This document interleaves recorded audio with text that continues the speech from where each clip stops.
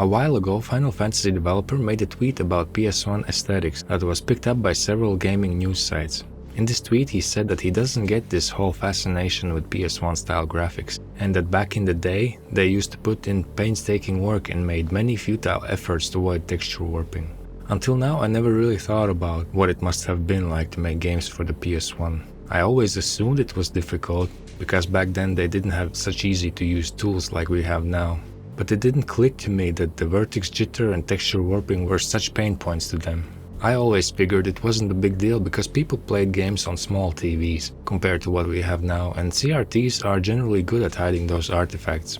So even though I feel slightly disappointed and hurt that one of the OGs doesn't like PS1 graphics, I do understand what he means. Many artists are perfectionists. They need their art to look perfect, or as close to it as possible.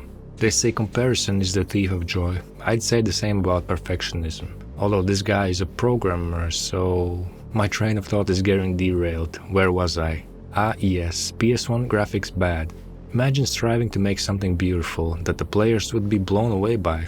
The constant pressure to outdo your competition, to show your talent, to create immersive worlds, and for all it to look like ass, according to them, because of the limited hardware.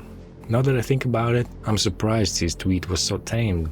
Wait a minute, this isn't the first time he has unleashed his uncontrollable rage. Let's see what he said back in 2019. The texture warping in the PS1 is a detestable thing. I spent a lot of futile man-hours and computation time trying to avoid it. The idea that it'd be interesting if reproduced is something that doesn't occur to me at all.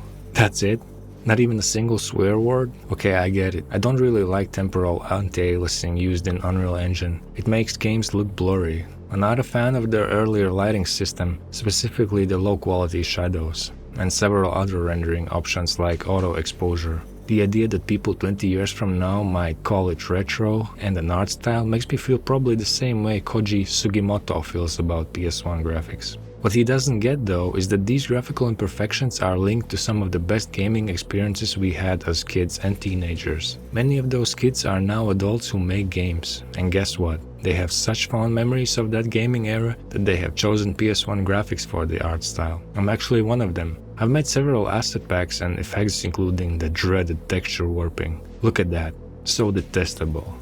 Just recently I released a retro texture pack so you can make them warp to hell and back, and I'm just getting started. No, but I think subtlety is the key. You don't want to overdo it. You don't want to make people feel sick. If you also like PS1 graphics, then please check out my work on Fab or Itch. Funny story, I didn't have a memory card, so I kept the console running 24/7. Eventually I had to turn it off. I never did finish Medal of Honor, but I enjoyed it a lot. By the way, I know this is ancient news, it happened 3 months ago, but I live under a rock, so this is recent to me.